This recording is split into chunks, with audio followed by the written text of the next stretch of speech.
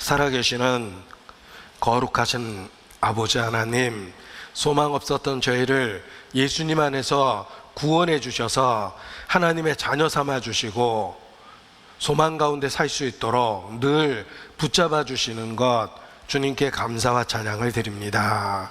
이 시간도 하나님 앞에 또 그리스도 예수 안에서 저희가 함께 모였습니다. 오직 성령께서 모든 것을 주관해 주시며 우리 각 사람에게 필요한 말씀으로 교훈해 주시고 또 영과 육을 온전케 고쳐주시기를 주님께 기도합니다. 이 마지막 때에 주의 용사로 승리하며 살 수 있도록 매일의 삶을 다스려 주시옵소서. 또 무엇보다 우리 각 사람을 복의 근원으로 삼아 주셔서 우리에게 주신 놀라운 구원의 축복을 소중한 우리의 가족들과 친척과 지인들, 이웃들에게 전해줄 수 있도록 우리 삶을 사용해 주시기를 주님께 간구합니다. 아브라함을 생각하사 롯을 건지셨던 것처럼 우리에게 속한 롯들을 기억하고 주님 앞에 더욱 간절히 기도합니다. 우리의 삶을 사용해 주시고 복음이 전해지는 통로로서 우리 각 사람 귀하게 사용해 주시기를 주님께 부탁을 드립니다. 또 해외 선교지 일선에서 수고하시는 선교사님들의 사역과 가정을 위해서도 기도합니다. 멕시코 선교지의 선교사님들 기억해 주시고 그들의 수고가 헛되지 않도록 주의 권능으로 더욱 역사해 주시며 위로해 주시기를 주님께 기도합니다. 또 오랫동안 중단된 중국의 선교도 주의 은혜로 끝까지 주관해 주심으로 우리 형제자매들 신앙을 잃지 않고 신앙을 지키고 살 수 있도록 붙잡아 주시기를 주님께 기도합니다. 이 시간도 머리 숙인 우리 각 사람 햇빛으로 만물을 비춰주시듯이 진리의 빛을 각 사람에게 비춰주시며 우리 모두 치유받고 새롭게 되는 시간이 될 수 있도록 성령께서 두루 역사해 주시기를 주님께 간절히 기도합니다. 우리의 연약함을 고백하고 주의 도우시는 손길, 그 능력을 사모하고 기다립니다. 주관해 주시며 오직 살아계신 하나님의 영광을 나타내 주시옵소서. 주께 의지합니다. 고마우신 우리 구주 예수님 이름으로 기도합니다. 아멘. 네, 히브리서 11장입니다. 히브리서 11장.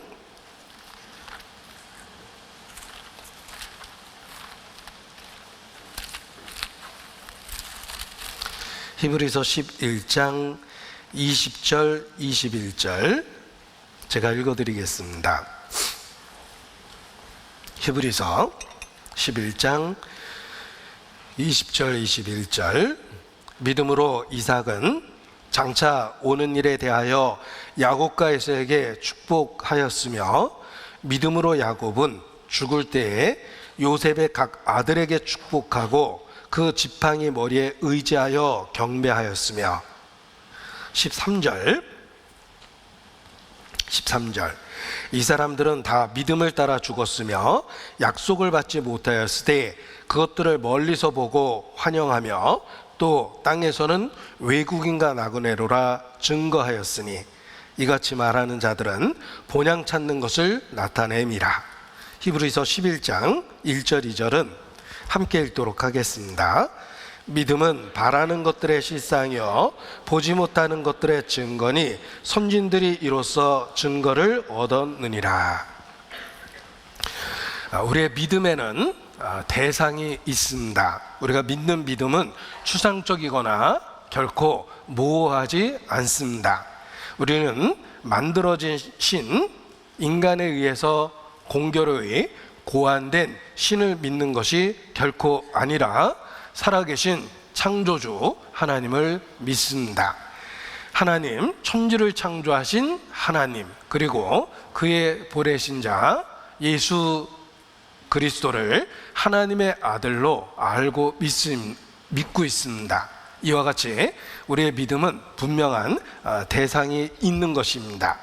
우리에게는 이러한 믿음의 주가 있기 때문에 우리의 믿음이 결코 헛것이 되지 않는다라는 확신 속에서 믿음을 지킬 수 있는 것입니다. 11장 1절에 믿음은 바라는 것들의 실상이요 보지 못하는 것들의 증거라고 선언하고 있는데, 이 믿음에는 확실한 대상이 있다는 것입니다. 원래 기록된 성경은 장과 절이 없었습니다. 그 후에 읽기 쉽도록 장을 나누고 또 구체적으로 절을 나눈 것입니다. 따라서 히브리서 11장 1절도 그 앞에 있는 말씀과 자연스럽게 연결되는 것입니다. 10장 39절에 보면 우리는 뒤로 물러가 침륜에 빠질 자가 아니요 오직 영혼을 구원함에 이르는 믿음을 가진 자니라. 이 말씀에 이어서 11장 1절에 믿음은 바라는 것들의 실상이요 보지 못하는 것들의 증거니, 이렇게 연결되어 있는 것입니다. 따라서 히브리서 11장 1절의 이 믿음이 그 앞구절과 연결해서 오직 영혼을 구원함에 이르는 믿음, 영혼을 구원함에 이르는 그 믿음은 바라는 것들의 실상이요 보지 못하는 것들의 증거다, 이렇게 연결해서 읽고 더 이해를 분명하게 할 수가 있습니다. 이 바라는 것들의 실상이요 보지 못하는 것들의 증거다 라는 말씀이 얼핏 읽기에 어렵게 느껴지지만 실상과 증거라는 단어에 주목해 보십시오. 영혼을 구원하는 그 믿음, 창조주 하나님과 그의 보내신 자 예수 그리스도를 알고 믿는 그 믿음은 실상이고 증거가 되는 것입니다. 결코 헛된 것이 아니라는 뜻입니다. 올바로 믿는 그 믿음, 확실한 대상이 있는 그 믿음은 결코 헛된 것이 아니다. 바라는 것들의 실상이고 보지 못하는 것들의 증거가 되는 것이다. 이렇게 연결시켜서 더 이해를 분명하게 할 수 있습니다. 믿음이 중요하다라고 강조하지만 그 믿음보다 더욱 중요한 것은 믿음의 대상입니다. 혹 믿음이 크다라고 하더라도 그 대상이 잘못됐다면 결과는 처절한 실패일 것입니다. 예를 들면 잘못된 이단적인 교리나 이단적인 지도자를 확실히 크게 믿는다 하더라도 그 믿음의 대상이 잘못되어 있기 때문에 결과적으로는 멸망을 당하게 되는 것입니다. 믿음이 크고 놀라운데 왜 결과적으로 멸망을 당했는가? 그 이유는 믿음의 대상이 잘못되어 있기 때문에 그렇습니다. 따라서 믿음이 크다라는 이야기를 하기 전에 그 믿음의 대상이 어떠한지를 먼저 생각하는 것이 필요합니다. 사기꾼, 실상은 사기꾼이지만 그를 확실하게 믿었습니다. 믿음에는 문제가 없습니다. 믿음은 크고 놀랐습니다. 확실히 믿었습니다. 그런데 대상이 잘못되어 있기 때문에 결과적으로는 파멸하는 것입니다. 따라서 믿음이 중요하지만 더욱 중요한 것은 그 대상이라는 것입니다. 영혼을 구원하는 그 믿음, 그 확실한 믿음으로 인해서 우리는 바라는 것들의 실상을 갖고 있고 보지 못하는 것들의 증거를 갖고 있다는 것입니다.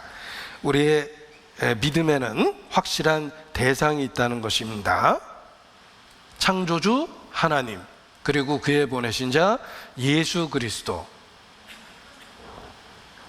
이러한 믿음이 영혼을 구원하는 믿음입니다. 그 믿음의 대상이 확실하기 때문에, 또 믿음의 대상이 진리이기 때문에 우리의 믿음은 바라는 것들의 실상이 되고 보지 못하는 것들의 증거가 되는 것입니다. 그래서 우리의 믿음의 대상이 어떠한가에 의해서 믿음의 결과가 다르기 때문에 우리는 그 대상의 확실함을 통해서 흔들리지 않는 믿음을 지킬 수 있는 것입니다. 우리는 살아계신 창조주 하나님을 믿고 그 하나님께서 예수 그리스도를 보내셨다는 사실을 믿습니다. 그 믿음의 확실성이 우리의 믿음의 결과를 보장하고 믿음을 지킬 수 있도록 만들어주는 것입니다. 로마서 4장 24절 표현을 보도록 하겠습니다. 로마서 4장 24절.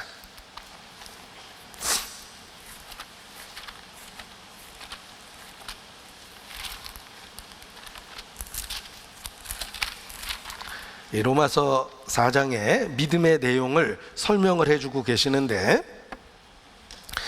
24절 의로 여기심을 받을 우리도 유하비니 곧 예수 우리 주를 죽은 자 가운데 살리신 이를 믿는 자니라. 우리의 믿음의 내용을 설명해 주고 있습니다.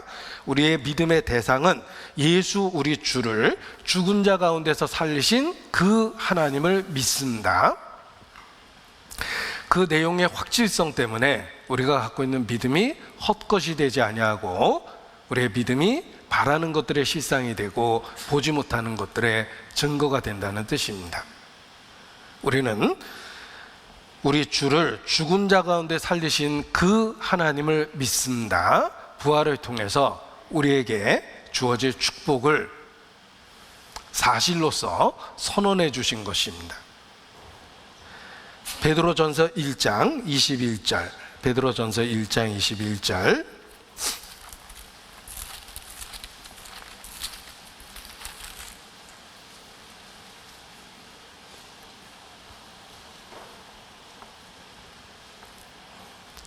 함께 읽습니다. 너희는 저를 죽은 자 가운데서 살리시고 영광을 주신 하나님을 그리스도로 말미암아 믿는 자니 너희 믿음과 소망이 하나님께 있게 하셨느니라. 우리의 믿음의 내용 속에 그리스도를 부활케 하신 그 하나님의 역사가 들어 있습니다. 우리는 그 하나님을 믿습니다. 왜 믿냐면 그 하나님께서 예수님을 죽은 자 가운데 살리셨습니다. 그리고 그 예수 그리스도를 통해서 우리에게 영생을 주시기로 결정하셨습니다. 우리는 그리스도로 말미암아 하나님을 알고 믿게 된 것입니다. 따라서 우리 믿음의 대상이 확실하기 때문에 우리의 믿음은 바라는 것들의 실상이요 보지 못하는 것들의 증거가 되는 것입니다. 그래서 그러한 믿음의 결과를 누리기 위해서는 믿음의 대상에 대한 이해가 먼저 있어야 되는 것입니다. 우리는 그리스도로 말미암아 하나님을 믿습니다. 그리스도로 말미암아 우리가 믿는 그 하나님은 예수 그리스도를 죽은 자 가운데 살리신 분이십니다. 그로 말미암아 우리에게 영생을 약속하셨습니다. 그리스도의 부활은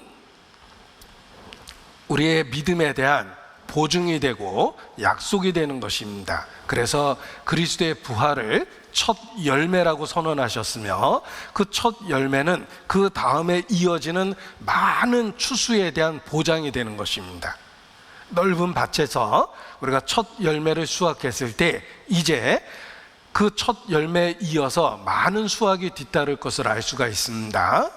그와 같이 그리스도를 죽은 자 가운데서 부활케 하신 하나님은 우리에게 이어서 그 부활에 참여할 수 있는 축복을 주시는 것입니다. 우리는 그 하나님을 그리스도로 말미암아 믿습니다. 그 믿음의 내용이 진실하고 확실하기 때문에 우리의 믿음은 헛것이 아니다라는 뜻입니다. 그래서 이 믿음의 내용을 고백할 때 예수께서 죽은 자 가운데 다시 살아나심을 믿는 자, 그것을 마음으로 믿고 입으로 시인할 때 구원에 이르고 의에 이른다고 선포하신 것입니다.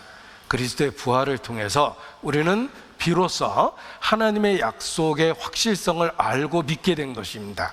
그리스도로 말미암아 하나님을 믿게 된 것입니다. 자, 그리스도로 말미암아 우리가 믿게 된 하나님은 어떤 하나님이십니까? 이제는 더 이상 추상적이거나 모호하거나 애매하지 않습니다. 그리스도로 말미암아 믿게 된 그 하나님은 우리가 분명하게 이해할 수 있습니다. 우리를 죽기까지 사랑하시는 분이십니다. 그리고 죽음을 통해서 우리를 받아주시려 했던 것은 우리의 죄가 얼마나 하나님 앞에 잘못되어 있고 반드시 심판을 받아야 된다는 사실을 일깨워 주는 겁니다. 우리는 사랑도 보았고 그리스도 안에서 하나님의 거룩함, 의로움, 완전하심을 충분히 보고 깨달았습니다. 하나님이 얼마나 거룩하고 의로운지 알게 되었습니다. 그리고 우리를 구원하신 것은 합법적인 법적 절차를 다 충족시킨 결과라는 것도 알 수 있습니다. 우리를 그냥 그대로 불러주신 것이 아니라 그리스도의 십자가를 통해서 불러주셨기 때문에 우리를 구원해 주신 것이 하나님의 공의에도 합당하다는 것을 알게 됩니다. 그리스도가 없이 하나님을 믿을 때에는 마치 회교도가 알라신을 믿는 것처럼 막연하고 모호하고 단지 충성을 요구하고 희생을 요구하는 무서운 신이었습니다. 그런데 그리스도로 말미암아 하나님을 알고 믿게 되었을 때는 추상적이거나 모호하지 않다는 것입니다. 그리스도 안에 있는 사랑도 보았고 하나님의 의로움도 보았으며 우리 죄가 얼마나 추악하고 패역하며 반드시 심판을 요구한다는 사실도 알게 되었고 하나님이 얼마나 의로운지 결코 죄를 용납하실 수 없는 분이라는 것도 알게 됐고 우리를 있는 모습 그대로 받아주는 그 모든 모습이 합법적인 과정과 절차를 밟은 것들, 이런 것들을 알게 된 것입니다. 그리스도로 말미암아 알게 된 하나님의 모습이 그러합니다. 빛은 무색이지만 프리즘으로 분광시키면은 이 흰색의 무색의 빛 속에 빨주, 노초, 파남보라는 파장이 있고 색깔이 들어 있습니다. 그것을 다시 프리즘을 통해서 합체시키면 다시 흰색의 무색의 빛이 됩니다. 그와 같이 십자가를 성경 말씀을 통해 분해해 보십시오. 우리를 그토록 사랑하시는 하나님, 우리 죄가 얼마나 하나님 앞에 고약하고 패악한지를 선언하시고 우리를 용서하는 것이 결코 쉽지 않았고 그럼에도 불구하고 기꺼이 우리 죄값을 갚아주시고 우리를 받아주시려는 하나님의 사랑이 들어있으며 법을 지키는 하나님의 모습이 들어있습니다. 우리는 그리스도로 말미암아 그 하나님을 알고 믿게 된 것입니다. 그 확실함이 우리의 믿음을 바라는 것들의 실상이 되게 해주고 보지 못하는 것들의 증거가 되게 해주는 것입니다. 우리는 그리스도로 말미암아 하나님을 알고 믿게 되었습니다. 구약시대에 하나님은 자신을 발견하는 자, 하나님에 대해서 깨닫는 것을 기뻐하신다고 말씀하셨습니다. 우리는 그리스도로 말미암아 하나님을 발견했고 그 하나님의 어떠한 분인지를 깨닫게 된 것입니다. 하나님은 자기를 찾는 자에게 상 주십니다. 우리는 그리스도로 말미암아 추상적이거나 모호한 관념적인 신이 아니라 실제로 존재하시는 하나님을 알고 믿게 된 것입니다.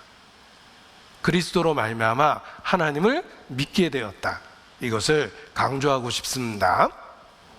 그리스도를 통해서 알고 믿게 된 하나님은 사랑이 있고 죄를 미워하고 반드시 징벌하시는 법을 지키는 그 하나님이십니다.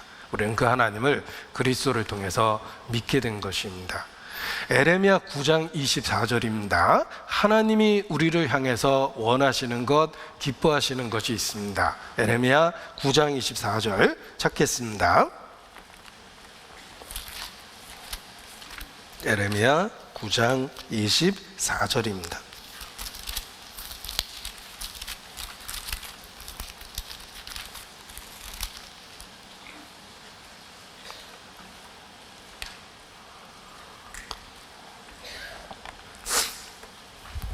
(23절) 23절부터 읽어보죠. 여호와께서 이같이 말씀하시되 지혜로운 자는 그 지혜를 자랑치 말라. 용사는 그 용맹을 자랑치 말라. 부자는 그 부함을 자랑치 말라. 자랑하는 자는 이것으로 자랑할지니. 같이 읽겠습니다. 곧 명철하여 나를 아는 것과 나 여호와는 인애와 공평과 정직을 땅에 행하는 자인 줄 깨닫는 것이라. 나는 이 일을 기뻐하노라. 여호와의 말이니라. 자, 세상의 지혜, 세상의 용맹, 세상의 부함, 그 모든 것보다 하나님에 대한 지식이 더욱 소중하고 귀하다 라고 선언하십니다. 에레미야가 활동하던 시대에 BC 2500여 년경입니다. 그 에레미야 시대에 동일한 역사적 인물 중에 소크라테스가 있습니다. 그리스에 많은 철학자들이 있었습니다. 그 당시 소크라테스와 같은 철학자의 그에게 제자가 되고 그에게 지혜와 지식을 배우기 위해서 수업료가 얼마였을까? 놀랍게도 그 당시에는 가치를 그 배값에다 비유를 했답니다. 요즘 말로 고급 승용차 한 대 값이다 이렇게 표현하듯이 그 당시에는 배가 아주 중요했기 때문에 이 배와 관계돼서 가격을 이야기했는데, 그 당시에 그런 유명한 철학자에게 배우기 위해서는 이 배 한 채 값이 필요했다, 이런 기록이 있습니다. 그런데 소크라테스는 너 자신을 알라, 인간의 무지를 알라라고 주장하고, 자기는 아는 것이 없기 때문에 가르쳐 줄 것이 없고 따라서 돈을 안 받겠다고 선언했습니다. 그래서 당시 소크라테스가 인기가 있었고 그의 제자들이 많았던 것입니다. 왜 소크라테스 부인이 악처가 됐을까? 이해가 되시죠? 당시 일타 강사가 돈을 안 받고 가정을 안 돌봤던 겁니다. 아마 시집 올 때는 좋았을 것입니다. 소크라테스 아내가 된다고 하니 당대 유명한 사람입니다. 근데 막상 결혼해 보니까 돈 벌 마음이 없습니다. 게다가 제자들은 많은데 돈을 안 받는 거예요. 제가 소크라테스 시대를 이야기한 것은 지혜와 지식의 가치가 그 당시에 얼마나 크게 평가받았는지를 이야기하고 싶었던 것입니다. 그런데 그 지혜를 자랑하지 마라. 용맹, 이건 전쟁터에서 사냐 죽으냐를 결정하는 것입니다. 나라를 지키느냐 지키지 못하는 것을 결정하는 것입니다. 그 용맹도 자랑하지 말고 삶을 안락하게 만들어주는 그 재산도 자랑하지 마라. 정말 자랑하려면 하나님을 아는 것이 가장 귀하고 가치 있기 때문에 하나님을 아는 것으로 자랑하고 기뻐하라, 이런 뜻입니다. 그래서 자랑하는 자는 이것으로 자랑할지니 곧 명철하여 나를 아는 것과 하나님을 아는 것이 그 당시에 이런 모든 것보다 더 고상하고 귀하고 가치 있다는 뜻입니다. 그리고 그 하나님께서 땅에서 행하는 일이 있습니다. 그 하나님께서 땅에서 행하는 일이 인애와 공평과 정직입니다. 정말 그 하나님을 우리가 알게 되었을까? 그리스도를 통해서 알게 되었습니다. 그리스도를 통해서 나타난 그 하나님이 어떤 하나님입니까? 인애와 공평과 정직을 땅에 행하는 자입니다. 그것이 바로 십자가입니다.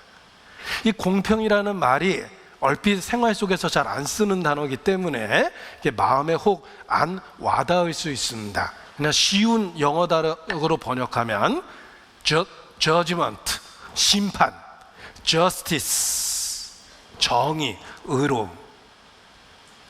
그리고 정직이라는 단어는 그냥 영어 단어의 righteousness, 의로움이라는 단어입니다. 그러니까 인애는 사랑에 속한 사랑의 시적 언어이며 신적 사랑입니다. 그리고 공평은 심판과 정의라는 거예요. 그리고 정직은 의로움입니다. 우리가 십자가에서 어떤 하나님을 만났습니까? 육체를 갖고 이 땅에 오신 하나님, 나를 찾아오신 하나님을 만났고 나에 대해서 개인적으로 알고 계신 하나님을 만났습니다. 예수께서 개인을 대하고 때로는 그 이름을 부르십니다. 삭개오야, 내려오라. 그날 처음 만난 게 아니라 창조주로서 이미 알고 있었던 거예요. 바디메오가 가까이 왔을 때 예수님은 이미 그를 알고 있었습니다. 빌립이 내게 이르기 전 내가 무화과나무 아래 앉아 있을 때부터 내가 봤느니라. 알고 있었다는 뜻이에요. 창조주가 육체를 갖고 이 땅에 오셨는데 우리 개인에 대한 지식을 다 갖고 있었던 겁니다. 이 땅까지 찾아오셨고 나에 대해서 알고 계시다는 뜻입니다. 그리고 기꺼이 나의 죄를 짊어지고 내가 죽어야 될 그곳에서 대신 죽겠다고 선언하셨습니다. 그것이 십자가입니다. 인애라는 단어를 우리는 지식으로가 아니라 십자가를 통해서 확실하게 보고 만져보고 깨달은 것입니다. 그 단어를 확실하게 이해할 수 있게 된 거예요. 그리고 그 끔찍한 십자가를 통해서 어찌하여 나를 버리시니까라는 절망적인 음성을 통해서 심판과 정의, 하나님의 공의가 집행됐다는 사실도 알게 되고 하나님이 얼마나 의로운지도 분명하게 알게 되었습니다. 하나님은 이 땅에서 인애와 공평과 정직을 행하시는 분입니다. 그리스도로 말미암아 그 하나님을 알게 된 거예요. 이러한 지식은 지혜를 자랑하지 마라, 용맹을 자랑하지 마라, 부함을 자랑하지 마라. 그 세상의 어떤 것보다도 더 가치 있고 고상하고 귀하고 의미 있다는 것입니다. 우리에게 그러한 하나님을 아는, 체험하는 지식을 주셨습니다. 우리는 그 하나님을 믿습니다. 그래서 우리의 믿음이 바라는 것들의 실상이 되며 보지 못하는 것들의 증거가 됩니다. 한 번도 가보지 않은 천국을 가본 것처럼 즐거워하며 한 번도 가보지 못한 지옥이 얼마나 무서운지도 이해하고 전도할 때 열정을 갖는 것입니다. 주의 두려움을 알므로 내가 너희를 구원한다.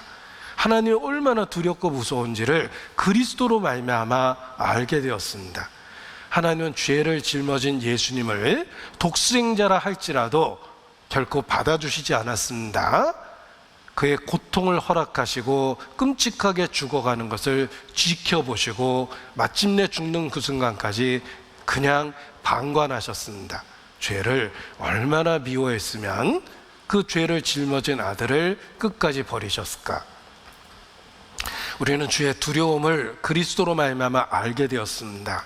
그래서 혹 전도할 때 상대방이 냉담하게 반응한다 하더라도 그래도 한마디 해보려고 눈치를 보고 그렇게 듣기 싫어한다고 선언했지만 그래도 말씀 한번 들어보자고 그렇게 빗조르듯이 또 조르게 되는 것입니다.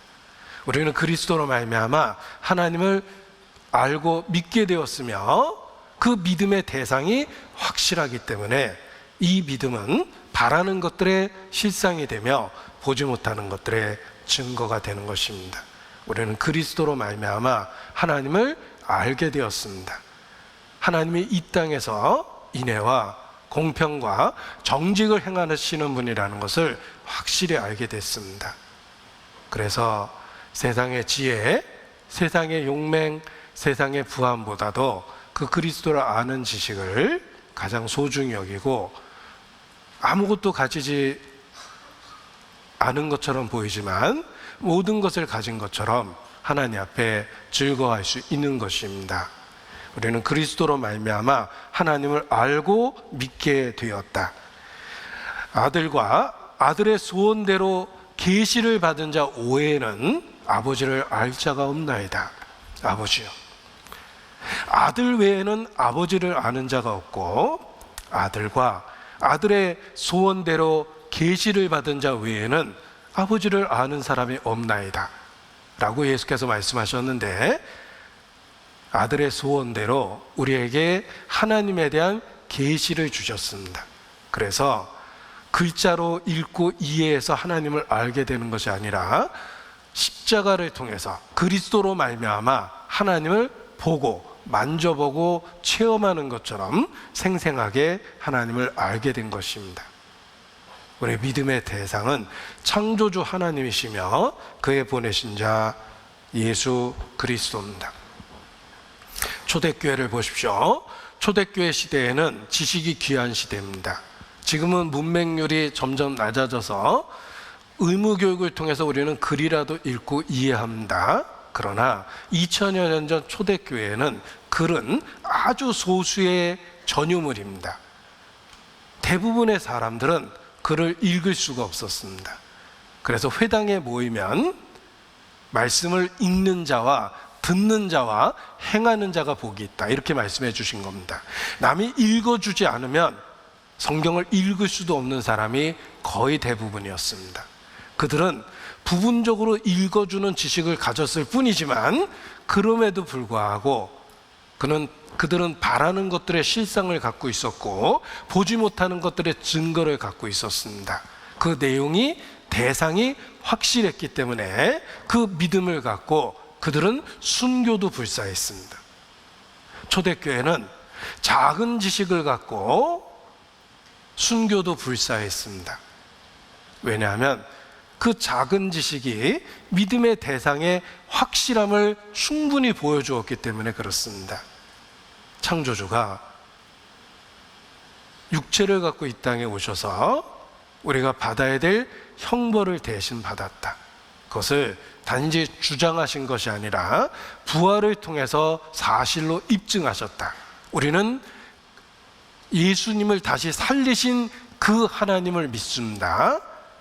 그 부활을 통해서 그 약속의 확실함을 알려주신 것입니다. 초대교회는 작은 지식으로 순교도 할 수 있었습니다. 왜냐하면 믿을 수 있는 충분하고 완전한 정보와 지식을 가졌기 때문입니다.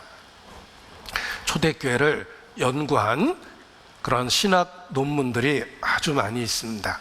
몇 개 남아있지도 않은 과거의 기록들, 그 기록을 갖고 초대교회가 어떠했는지를 연구를 하는데 정말 놀랍고 신기한 것은 그들은 별다른 특별한 지식도 없이 자신의 모든 걸 포기할 정도로 확실한 믿음을 가졌다는 것입니다. 왜냐하면 그 믿음의 대상이 너무나 확실하고 그들의 모든 것을 충분히 버릴 수 있는 그런 증거가 되었기 때문에 그렇습니다. 지금도 성령을 통해서 복음을 계시받은 모든 거듭난 그리스도인이 그러합니다. 이것은 지식의 많고 적음을 이야기하는 것이 아닙니다. 우리의 믿음의 대상이 너무 확실하기 때문에 우리가 이 땅에서 기뻐하고 즐거워하고 한 번도 못 본 예수님께 감사하고 그분을 위해서 무엇이든지 할 수 있겠다라고 매일의 삶에서 결단할 수 있는 것입니다. 초대교회와 같이 우리는 충분하고 완전한 증거를 갖고 있습니다. 이 믿음의 대상이 확실하기 때문에 그렇습니다. 자, 이러한 믿음은 역사 속에서 과정을 거쳐서 마침내 그리스도를 통해서 완성된 것입니다. 역사를 통해서 과정을 거쳐서 그리스도를 통해서 완성되었다라고 이렇게 표현했는데 그 역사적인 과정 속에 나타난 하나님의 모습이 바로 믿음의 선진들의 모습입니다. 그 역사적 과정 속에 나타난 하나님의 모습이 바로 믿음의 선진들의 모습이며 히브리서 11장은 믿음의 전당이라고 불리울 정도로 역사 속에 있는 많은 믿음의 선진들을 거론하고 있습니다. 믿음의 전당이라고 그래요. 앞서간 시대에 믿음으로 삶을 살아냈던 사람들의 이야기를 히브리서 11장에 모아둔 것입니다. 성경에 많이 등장하지만 믿음의 전당에 오르지 못한 사람들이 있습니다. 예를 들면 사울이 얼마나 많은 페이지에 등장합니까? 그럼에도 불구하고 그는 실패자입니다. 그리고 솔로몬,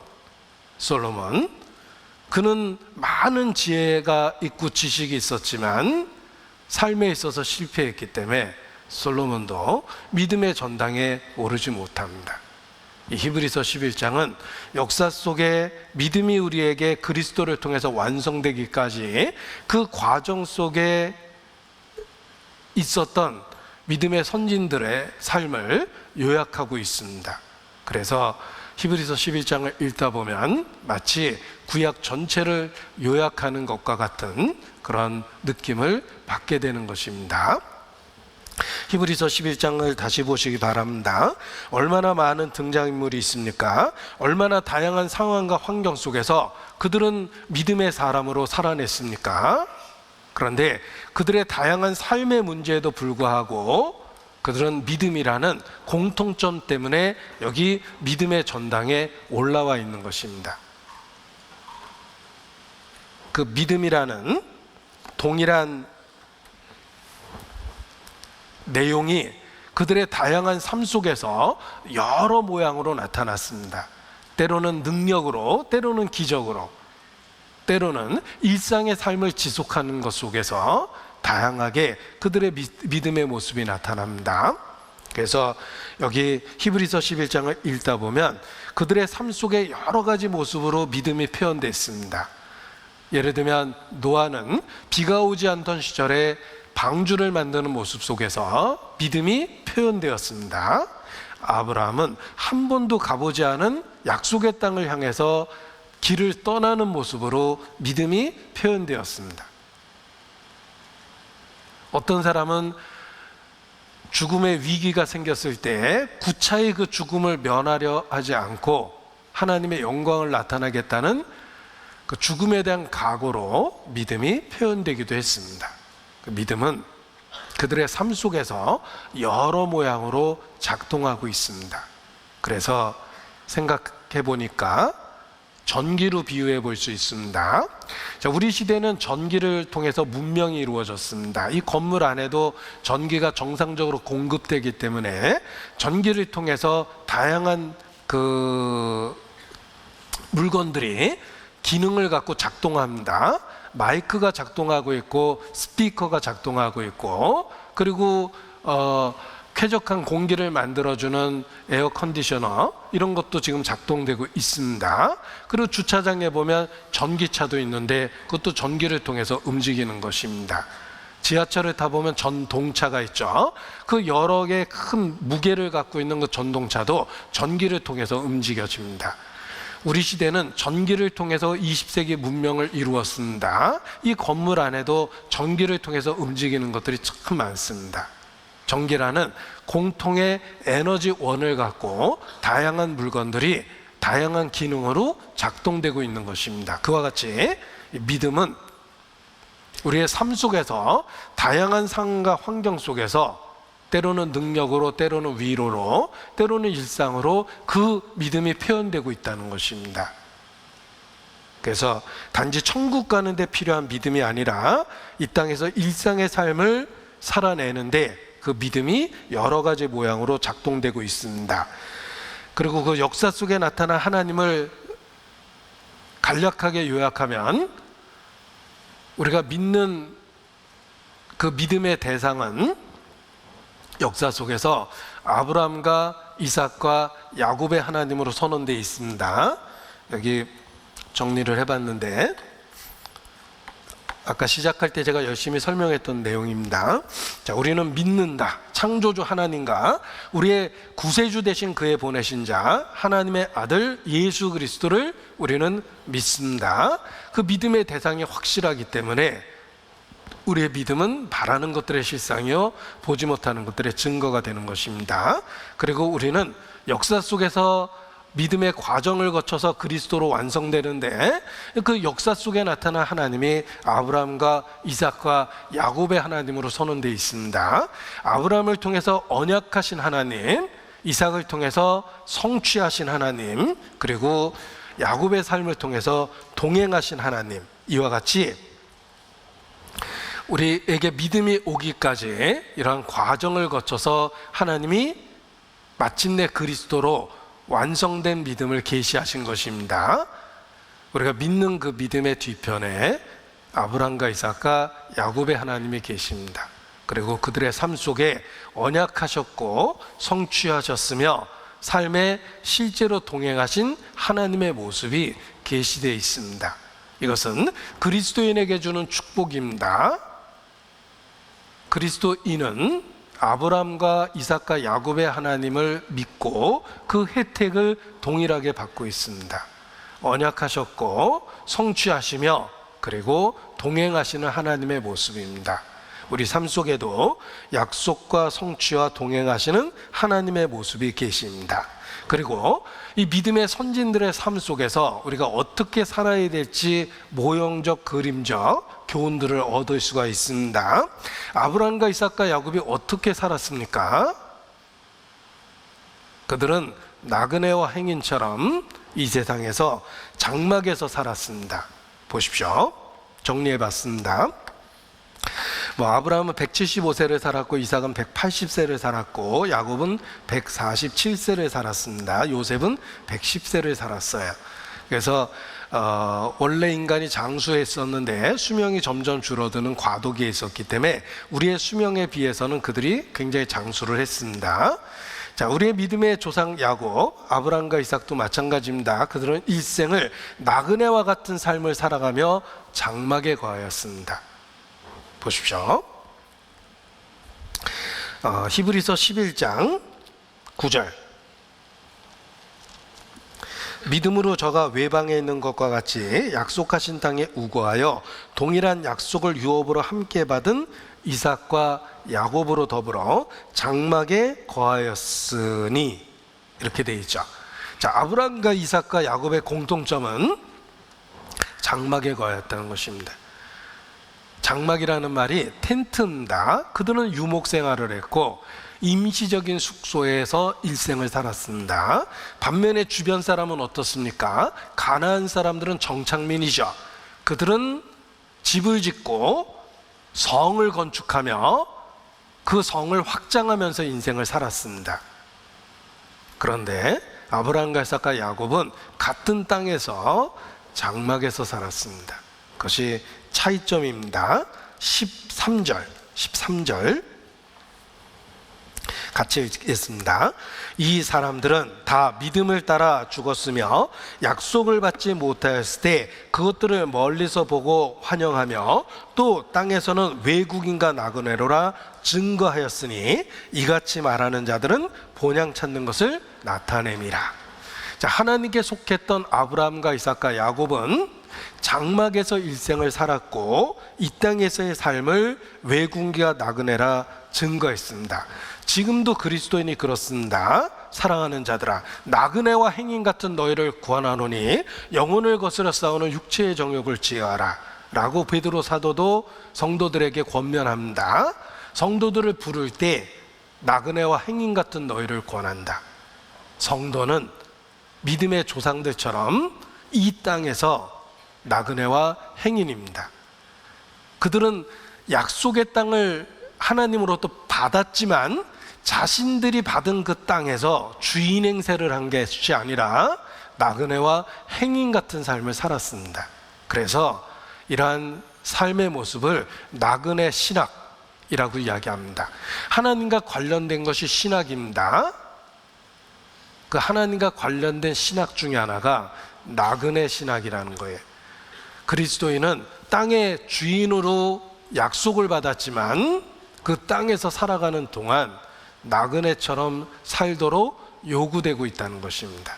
반면에 세상 사람들은 이 땅에서 주인인 것처럼 정착하고 집을 짓고 집을 늘려가며 성을 건축하면서 자기 이름으로 칭하고 그것을 목표로 해서 살아갑니다. 그것이 세상 사람이에요. 그러나 믿음의 사람들은 이 땅에서 나그네와 행인 같은 삶을 삽니다.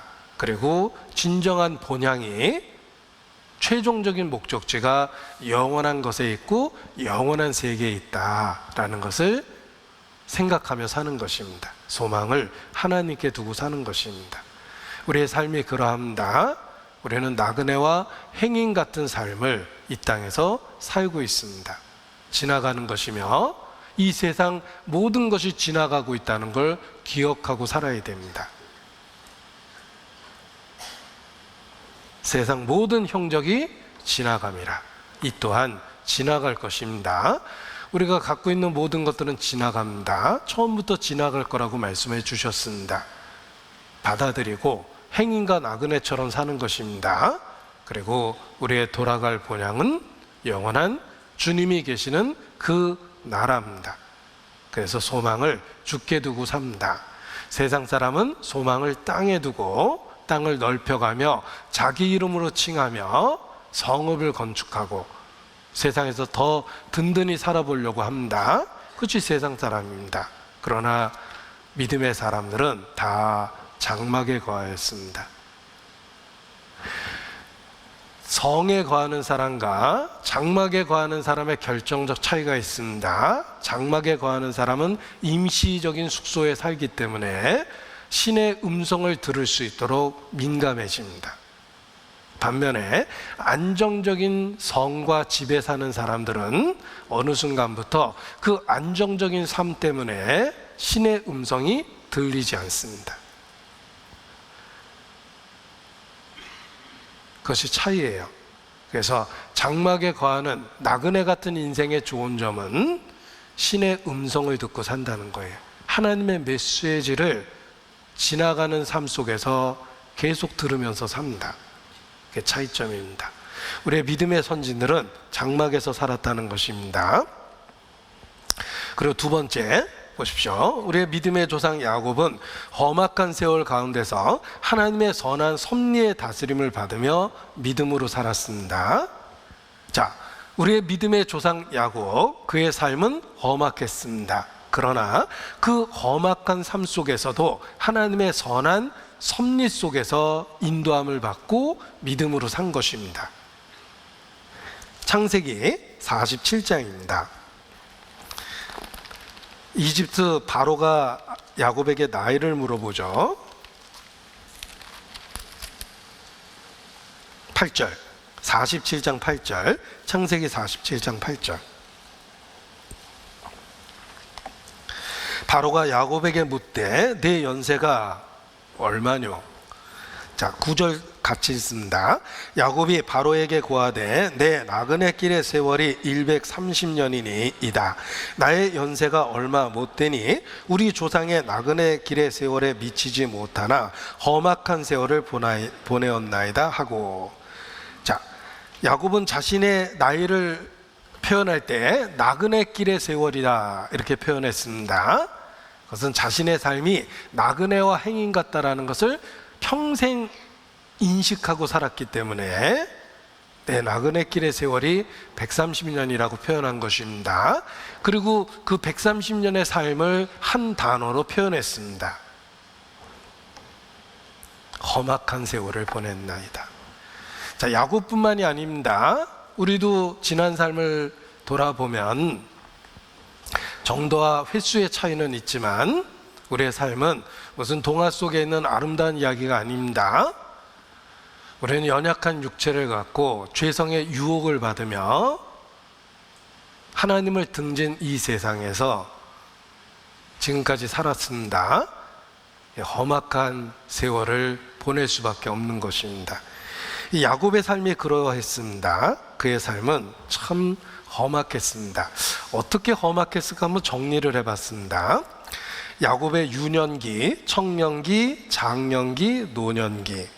그래서 정리를 해보니까 여러 가지 일들을 많이 겪었는데 그 에서의 노여움을 피해서 도망가고 한 20여 년 사기당해서 열심히 일했지만 손에 쥐어진 것이 없었고, 또 돌아오면서 형 에서가 죽이려는 위기 속에서 고통받고, 잘 키운 딸이 강간을 당하고, 그 자녀들 간에 또 그 보복한다 그래서 여러 가지 위기가 생깁니다.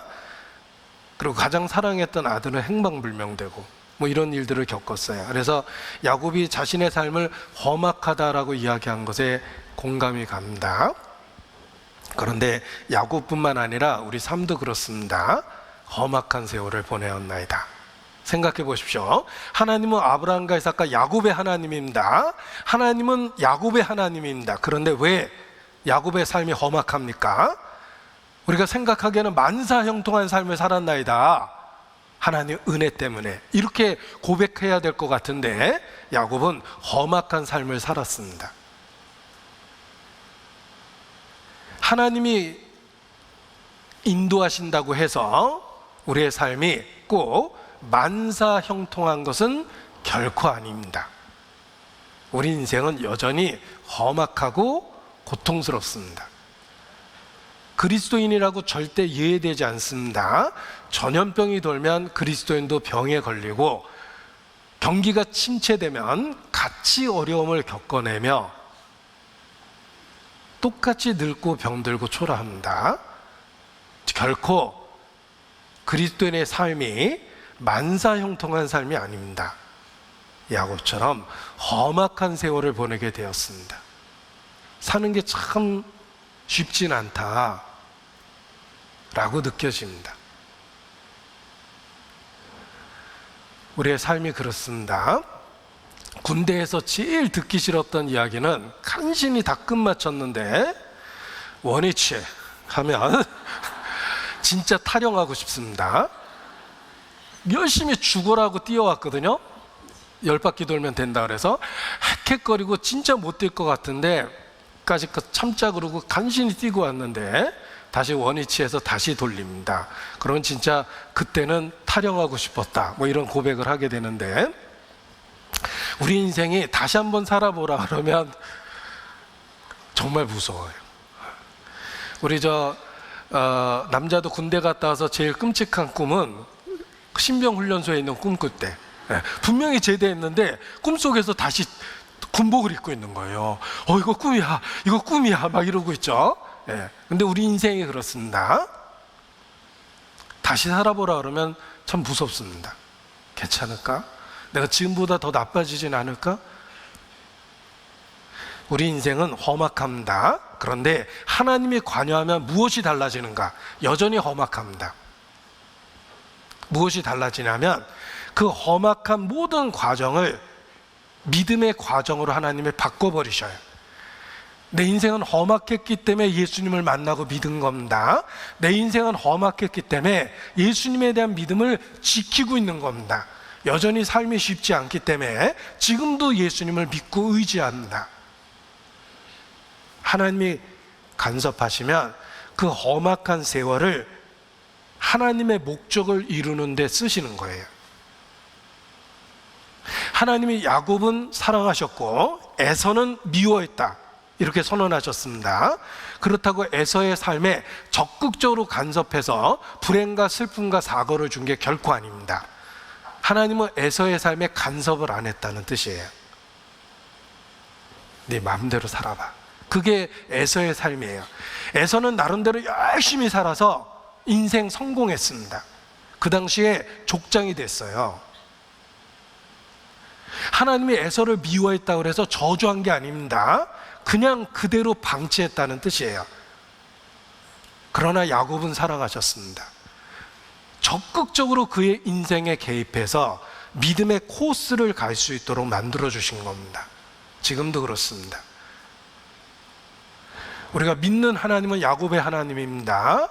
우리가 여전히 험악한 세월을 보내고 있지만 내 삶의 코스를 하나님의 뜻 가운데 인도하시며 모든 일이 협력하여 선이 되도록 만들어 주십니다. 내가 겪었던 고통과 슬픔, 그 모든 것에 비교할 수 없을 정도의 영적 결과를 만들어 줍니다. 그 결과 중에 하나가 내가 지금도 그리스도 안에 있다는 것입니다. 지금도, 오늘도 주의 이름을 부르고 있다는 것입니다. 내 삶을 인도하시고 있다는 증거예요. 야곱의 삶에 하나님은 그렇게 함께 하셨고 그렇게 사랑하셨습니다. 지금도 그렇습니다. 그래서 우리 삶 가운데 하나님이 함께 하시고 있다라는 것입니다. 애굽에서의 생활, 가나안 땅에서의 생활, 결정적인 차이점이 있습니다. 애굽에서는 나일강이라는 강이 있었기 때문에 수차를 발로 돌려서 어떻게 해서든지 농사를 짓습니다. 가나안의 땅은 수차를 돌려서 농사 지을 수 있는 땅이 아니라 시기적절하게 이른 비 늦은 비가 내려야지 농사를 질 수 있습니다. 애굽의 땅은 인간의 노력으로 살 수 있는 땅, 가나안 땅은 하나님과 동행하며 살 수 있는 땅,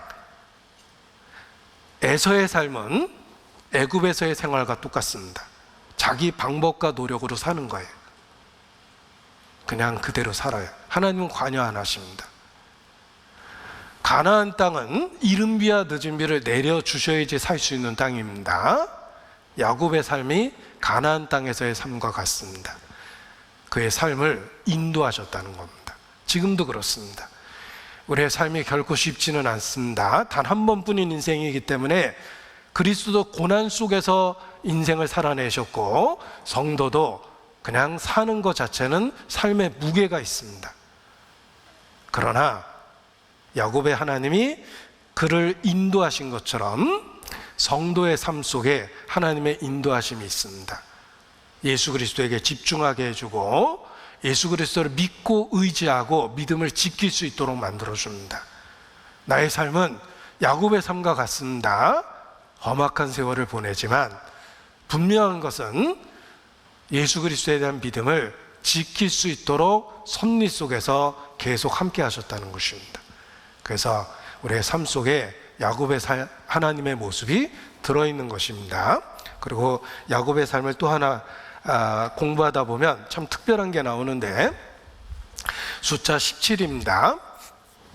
성경에 17이라는 숫자가 의도적으로 반복됩니다. 노아 시대 홍수가 시작한 날이 2월 17일입니다. 노아 시대 방주가 아라랏산에 머문 날이 7월 17일입니다. 야곱이 가장 사랑했던 아들이 행방불명된 그때가 17살 때예요. 그때 노예로 팔렸죠. 야곱이 애굽에 들어간 게 130세입니다. 그리고 17년을 애굽에서 살다 죽어요. 그게 147세에 죽었습니다. 17이라는 숫자가 의도적으로 반복되고 있는 거예요. 1부터 17까지 다 더하면 153이며 베드로가 예수님 부활하셨을 때 잡은 물고기 숫자가 153이에요. 성경은 신적 통일성을 갖고 기록되어 있다. 이건 결코 우리의 삶이 우연이 아니다라는 걸 보여주는 겁니다. 야곱의 삶도 설계되어 있었던 거예요. 그가 147세를 살고 죽었습니다. 험악한 세월을 130년을 보내고, 그리고 17년을 사랑하는 가족들과 함께 보내게 됐는데, 그 17이라는 숫자에는 하나님의 섭리와 인도하심이 있다라는 증거가 있는 겁니다. 그래서 성경의 이야기가 하나님의 정교한 계획 속에서 이루어지고 있는 거구나라는 것을 알 수가 있습니다. 그리고 야곱의 삶의 세 번째입니다. 야곱, 그는 늙어 죽는 그 순간까지 경배의 삶을 살아내며, 제가 일부러 살아냈다는 표현을 썼습니다. 그는 경배의 삶을 살아내며 믿음 안에서 죽음을 맞이했습니다. 이 야곱의 삶이에요. 히브리서 11장 다시 보겠습니다. 히브리서 11장 21절. 믿음으로 야곱은 죽을 때에 요셉의 각 아들에게 축복하고 그 지팡이 머리에 의지하여 경배하였으며, 야곱은 죽을 때에 그의 모습입니다. 그 지팡이 머리에 의지하여 경배했다라는 말은 자기 몸을 가눌 수도 없을 정도로 쇠약해져 있었다는 뜻이에요. 그 상태에서도 하나님을 향한 신앙만은 없어지지 않았던 거예요. 이 야곱입니다.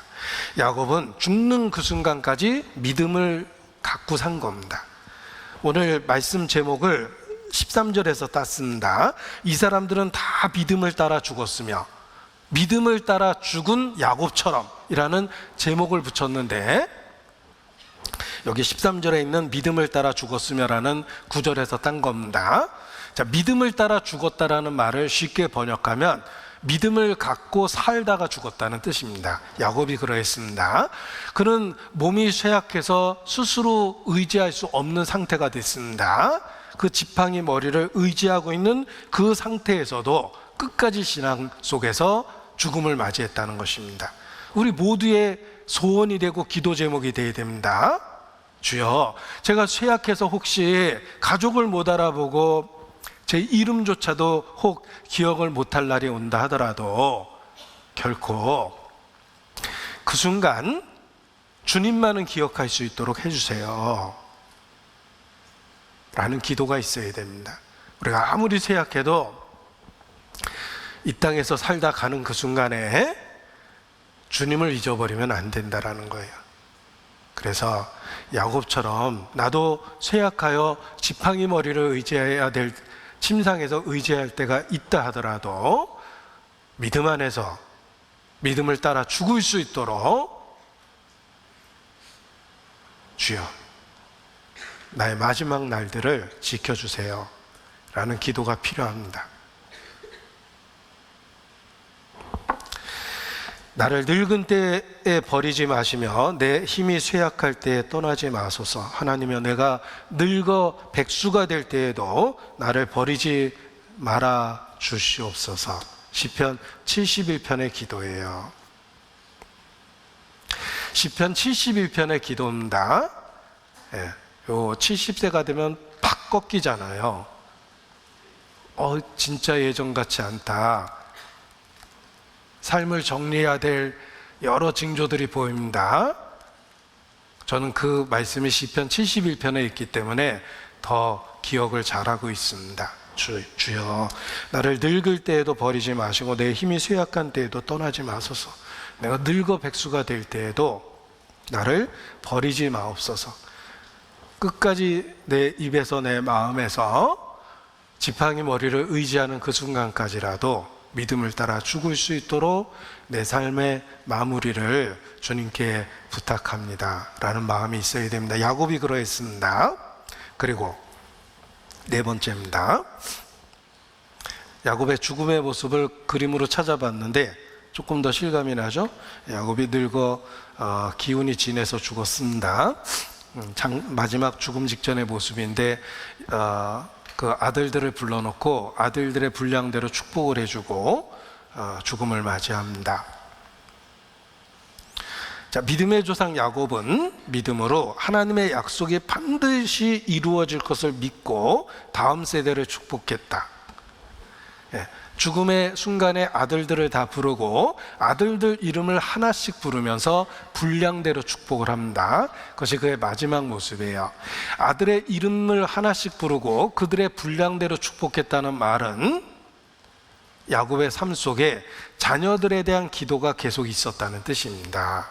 그는 아버지로서도 훌륭한 아버지였다는 것입니다. 자식들을 방치한 게 아닙니다. 자식들의 모습을 잘 알고 있었고, 그리고 그들에게 어떠한 축복이 필요한지를 잘 알고 있었기 때문에 그 12아들을 이름을 부르고 분량대로 축복을 합니다. 그리고 축복을 한 이유가 있습니다. 자기에게 주신 그 축복이 자손들과도 연관되어 있다는 걸 확실히 알고 있었기 때문에 그렇습니다. 내가 너로 복의 근원을 삼겠다. 아브라함에게 주신 축복이 그러합니다. 단지 우리만 축복하시려는 것이 아니라 우리 각 사람을 복의 근원으로 기꺼이 삼아주시겠다는 뜻입니다. 모든 생명 있는 것들은 또 다른 생명을 잉태시킬 수 있는 축복이 있습니다. 사과는 소중하지만 사과 안에 또 다른 사과를 만들어낼 수 있는 씨앗이 있습니다. 하나님의 섭리죠. 그리스도인에게 주신 축복이 그러합니다.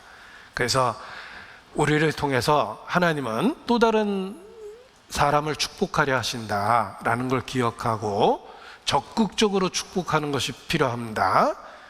그리스도인에게 적극적으로 축복하는 모습이 바로 전도의 열정으로 나타나는 거예요. 그래서 사랑하는 사람들, 소중한 육신의 가족들을 전도하려는 열정을 갖게 됩니다. 야곱도 죽음 앞에서 자신에게 소중했던 그들을 축복합니다. 그리고 야곱이 꼭 부탁했던 거 있습니다. 자신을 애굽에 묻지 말라고 이야기합니다. 애굽에서 17년을 살았습니다. 야곱의 삶 중에 가장 평안했던 17년입니다. 이제 장성한 자녀들에 의해서 그 부양을 받으면서 편안한 안락한 삶을 살았던 것입니다.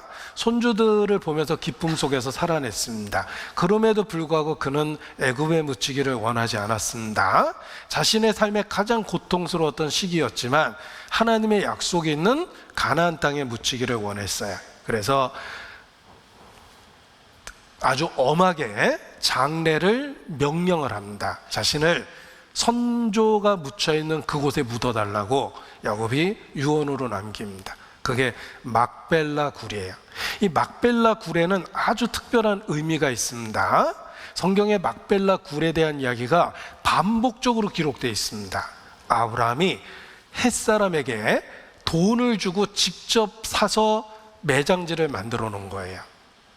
원래 그 약속의 땅은 아브라함에게 주시겠다고 하나님이 선언하셨지만 아브라함은 그 땅의 주인이었던, 당시 주인이었던 햇사람에게 돈을 지불하고 땅의 일부를 삽니다. 그러한 행동은 하나님의 약속이 반드시 이루어질 거라는 걸 믿은 거예요.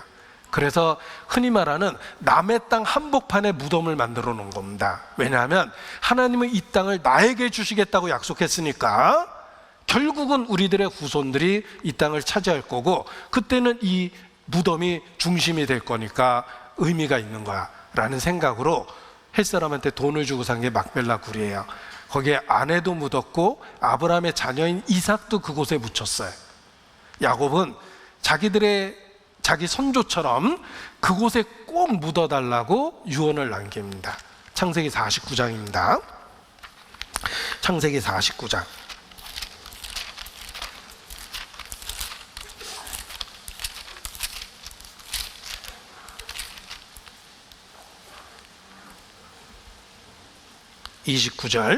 29절 그가 그들에게 명하여 가로되 내가 내 열조에게 돌아가리니 나를 햇사람 에브론의 밭에 있는 굴에 우리 부여조와 함께, 부여조라는 말이 선조들과 함께 장사하라.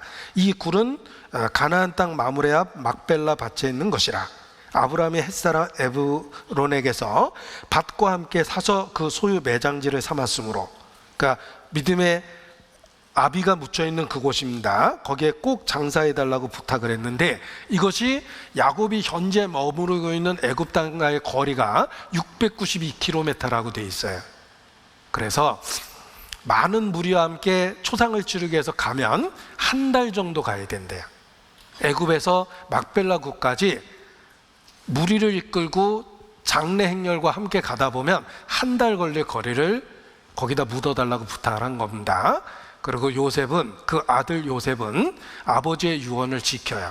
그래서 그 692km를 한 달 이상 걸리는 거리를 가서 장례하고 돌아옵니다. 잘 보십시오. 약속의 땅에 그 후손들이 야곱의 장례식 때문에 참여할 수 있는 기회가 된 거예요. 따라서 교육적 효과가 확실했습니다. 이 땅이 지금은 이방인들에 둘러싸여 있지만 하나님이 아브라함에게 주신 땅이란다. 우리는 반드시 이 땅에 돌아올 거다. 그 장례 행렬에 오고 가면서 교육적 효과가 생긴 거예요. 출애굽에 대한 예표죠. 그래서 단지 조상들의 무덤에 묻히고 싶었던 것뿐만 아니라 하나님의 약속이 이루어질 거라는 걸 확실히 알고 자녀들의 교육을 위해서도 시킨 겁니다.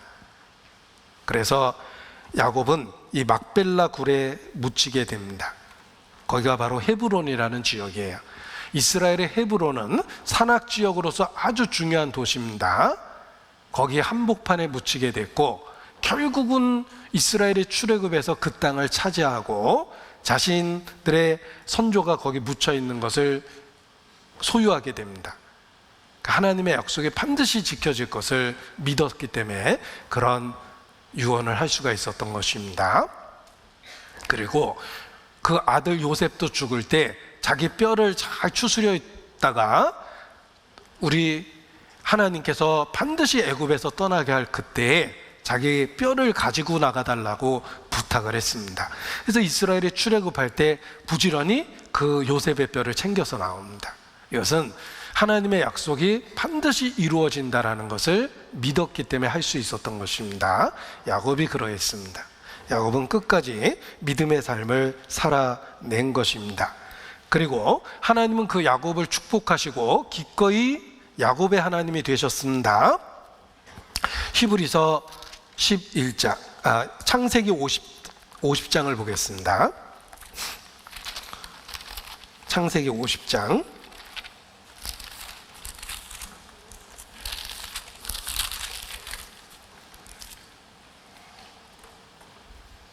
49장 33절 바로 앞에 있죠.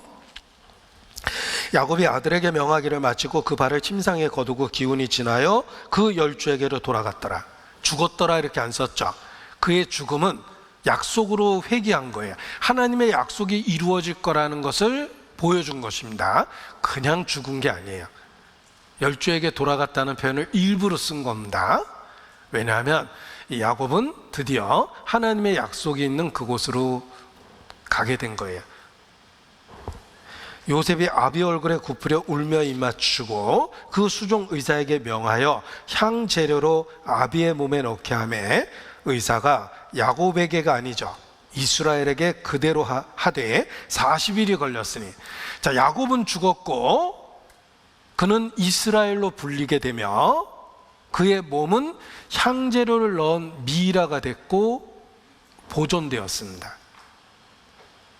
그는 죽음으로 소멸되지 않았다는 것을 이렇게 그림으로 모형으로 설명해 준 거예요. 야곱은 죽음 이후 이스라엘로 불렸습니다. 그리고 그의 몸은 미이라가 돼서 영구 보존됐어요. 야곱의 삶은 영원한 가치가 있다는 것을 모형적 그림으로 보여준 겁니다. 야곱으로 태어났습니다. 죄인으로 태어났습니다. 죄성이 가득한 육체를 갖고 살았지만 하나님은 그럼에도 불구하고 야곱의 인생에 관여하셨습니다. 야곱을 사랑하셨습니다. 그리고 믿음으로 인도하셨고 마침내 이스라엘로 기억되도록 그의 인생을 마감하십니다. 성도의 삶입니다. 우리는 하나님과 원수된 상태에서 죄인으로 태어났지만 내 삶을 인도하셔서 그리스도를 만나고 그리스도를 믿게 하셨습니다. 그리고 하나님은 죄인으로 태어난 우리를 하나님의 자녀로, 그리스도인으로 영원한 세계로 인도하십니다. 야곱으로 태어나 이스라엘로 보존된 믿음의 조상처럼 그리스도인도 그런 축복을 받게 되는 것입니다. 그래서 이 야곱은 죽음을 통해서 이스라엘이라고 불리우게 됩니다. 그것이 성도의 삶에 대한 모형이 되는 것입니다. 우리 모두도 야곱처럼 믿음을 따라 죽는 것이 기도 제목이 되어야 됩니다. 믿음을 따라 죽다라는 말은 믿음 안에서 살다가 죽는 것입니다. 그리고 우리 주변에 함께 신앙생활하다가 돌아가시는 분들 또는 전도하려 했던 분들이 죽음을 맞이하는 경우가 있습니다. 그 순간에 어떻게 그 마지막 순간을 더 의미 있게 보낼 수 있을까, 이런 생각을 좀 해봤습니다. 제가 지난번에 안산 집회를 갔는데 안산에 제 큰 동서가 거기 사시는데 이제 연세가 많이 드셔서 이렇게 노안으로 고생하시고 계셨습니다.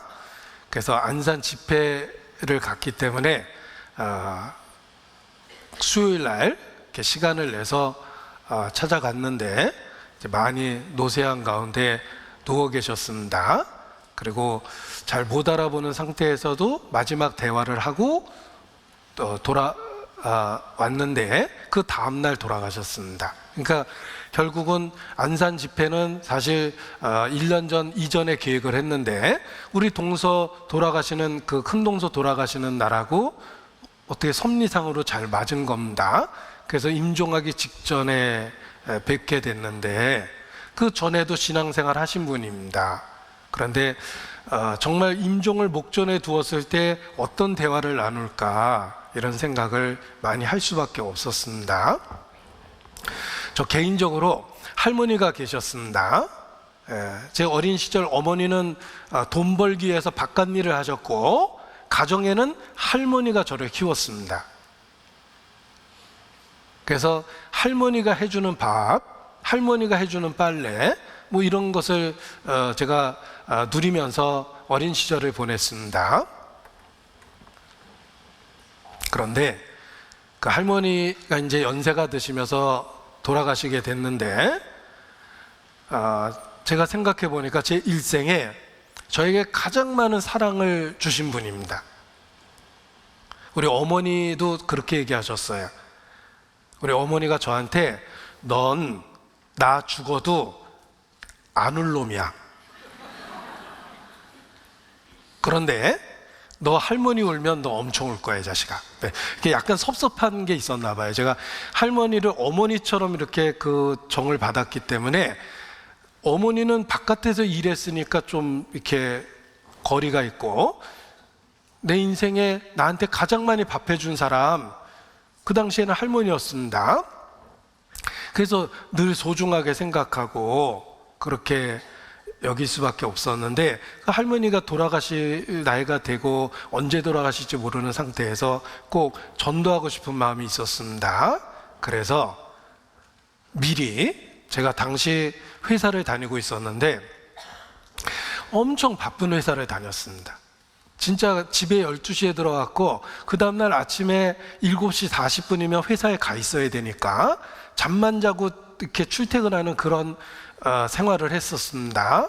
그럼에도 불구하고 우리 할머니 돌아가시기 전에 반드시 전도해야 되겠다. 나한테 가장 많은 사랑을 주신 분인데 내가 그 사랑을 어떻게 보답할까? 옷을 사드려도 입을 수 있는 게 아니고 음식을 사다 드려도 먹을 수 있는 상황이 아닌데 어떻게 사랑을 보답할까라고 생각하니까 내가 만난 예수님, 내가 믿고 있는 예수님을 전해줘야 되겠다라는 열망과 열정으로 바뀌었습니다. 그래서 이제 전도하려고 아무리 애를 써도 이게 그 시간적인 것 때문에 충분히 이야기하기가 참 어려웠습니다. 그래서 돌아가시기 전에 전도해야 되겠다고 생각하고 회사에 미리 얘기를 했습니다. 내가 정말 중요한 일이 있어서 제가 그 월차를 쓰고 휴가를 내야 되겠습니다. 윗사람이 그 월차 내는 걸 엄청 싫어한 상태에서도 월차를 어렵게 냈습니다. 그리고 한 일주일 정도 준비해서 휴가를 받아서 할머니와 하루 종일 같이 있었습니다. 그런데 그 기다리는 일주일이 제 생각에 가장 간절하게 기도를 많이 했던 시간, 또 이런저런 크고 작은 유혹들을 받고 제가 직장 생활을 했는데 그 유혹을 단호하게 거절할 수 있었던 시간이 되었습니다. 왜냐하면 월차를 내서 전도하겠다는 계획과 목표가 있었기 때문에 기도를 안 할 수가 없었어요. 그 시간만 나면 우리 할머니의 영혼을 위해서 기도하고 또 전도하겠다고 생각했으니까 내가 나를 더럽히면 안 될 것 같습니다. 그래서 이런저런 유혹에 대해서 강하고 단호하게 거절할 수 있는 결단이 생겼어요. 결과적으로는 그때가 제일 하나님께 가까이 가고 깨끗했던 시기였습니다. 그래서 깨달았어요. 내가 전도를 계속하려는 목표를 가지면 계속 깨끗할 수 있겠다.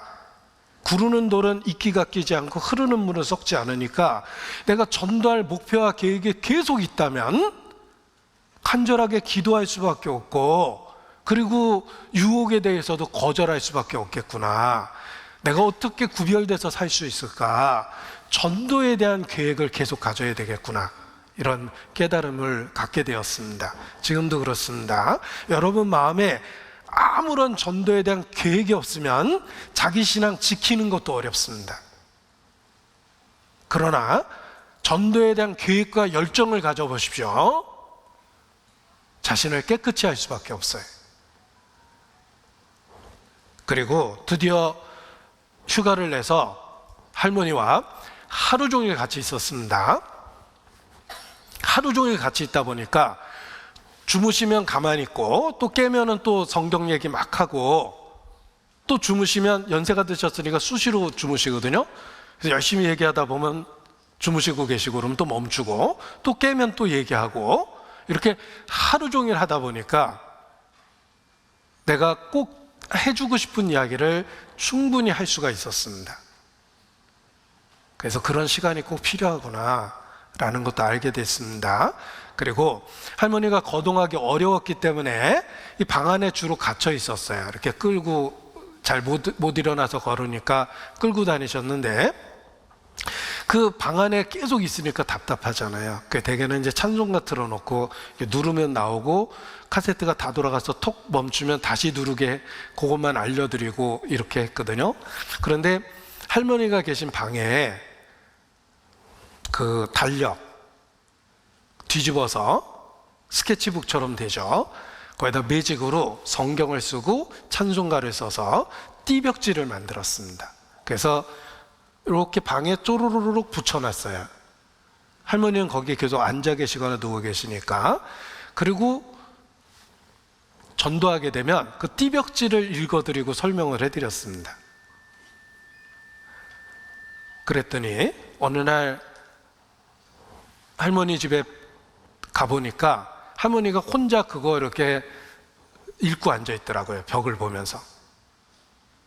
그리고 거기 찬송가도 있는데 찬송가는 부르시고 혼자 읽고 있고. 그래서 죽음이 가까이 오는 그때 반복적으로 주님을 생각하고 기억할 수 있는 계기가 되었습니다. 그리고 다른 사람을 통해서 전도하는 것도 필요하지만 평생 사랑을 준 손자의 얼굴을 보고 손자의 친숙한 음성으로 듣는 것은 큰 차이가 있어요. 그래서 직접 내 음성으로 얼굴을 대면하고 전도하는 게 효과가 있구나, 이런 것도 알게 되었습니다. 그리고 그때 이제 결국은 돌아가셨습니다. 그리고 돌아가신 이후에 가장 내 마음에 잘했다고 생각되는 것은 휴가 낸 것. 정말 휴가 내길 잘했다.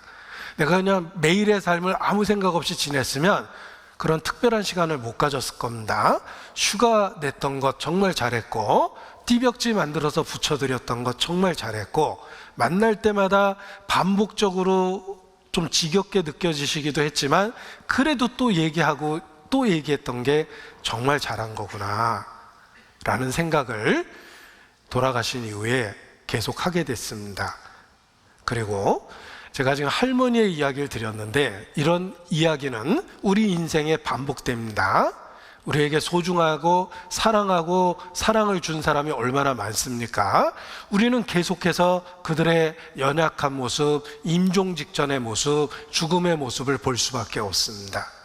그래서 그러한 시간에 정말 효과적으로 전도하기 위해서 좀 사용했으면 좋겠다 생각하고 이렇게 띠벽지 만들었다는 이야기를 드렸는데, 벽에다 도배를 하더라도 그 성경과 관계된 그림이나 글자를 써놓고 그 제한된 공간 안에서 그걸 반복하는 것이 참 좋겠다라는 생각을 했습니다.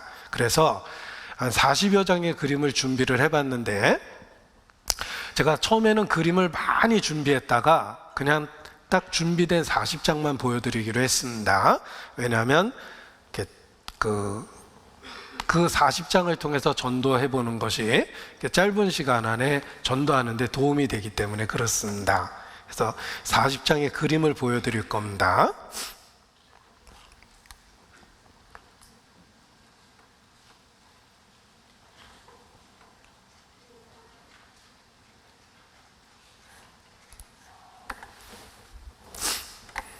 자, 이 그림은 우리 광주교회에서 그려준 그림을 이렇게 준비를 했던 것입니다. 사용하는 것입니다.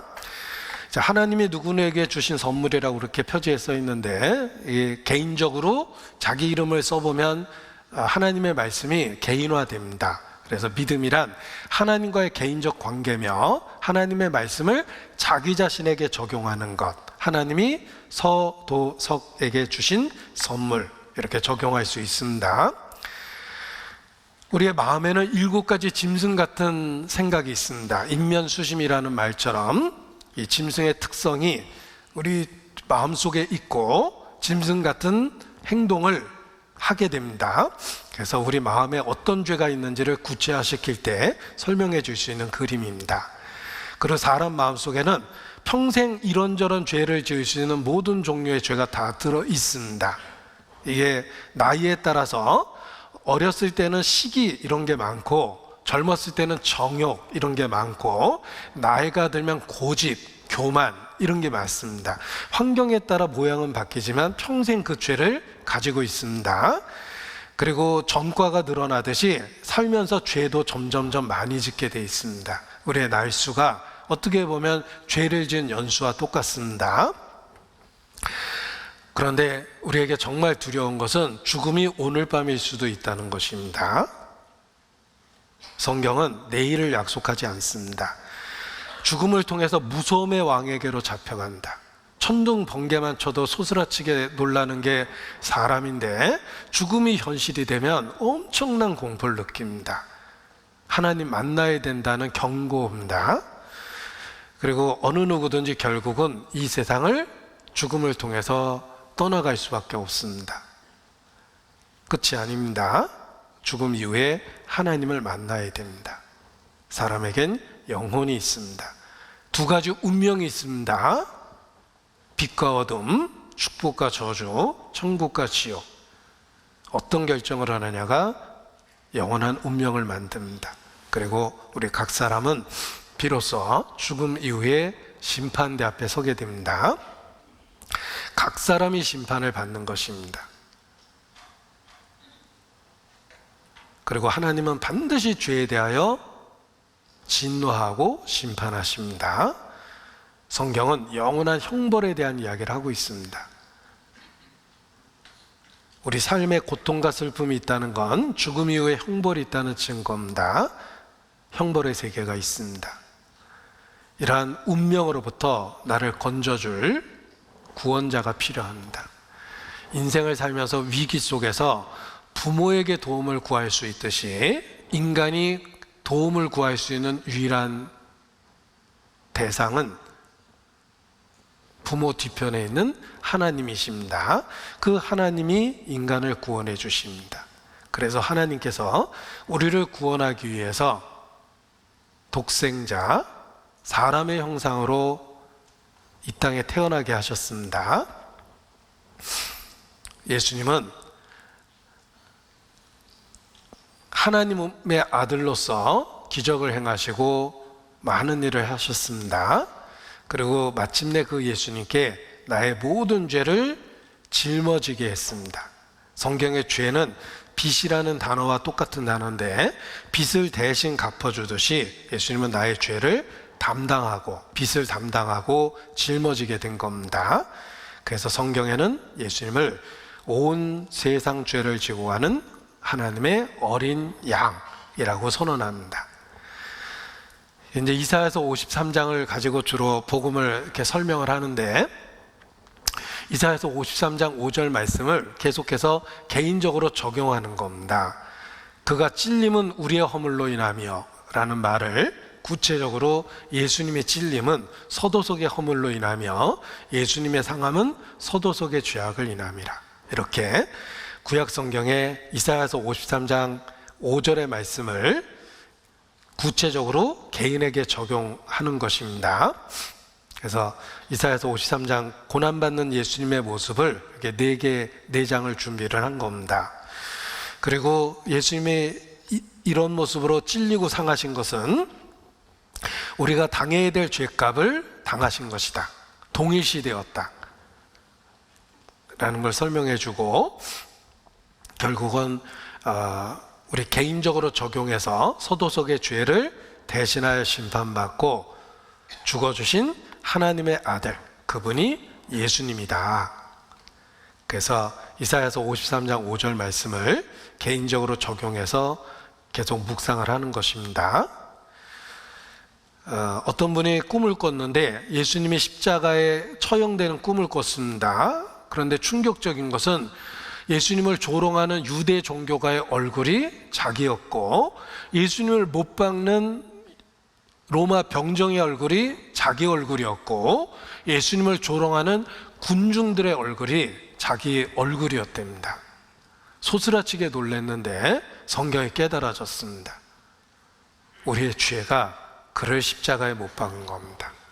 이제 이 그림이 그러한 내용을 설명해 줍니다. 결국은 예수님의 죽음 속에 하나님은 나의 죽음 동일시하신 겁니다. 그래서 내 죄를 예수님께 짊어지우시고 부활하셨습니다.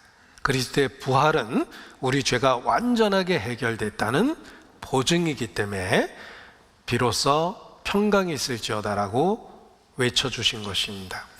그래서 아담 때부터 세상 끝날까지 나의 모든 죄를 예수님의 피로 완전하게 영원하게 해결하셨습니다.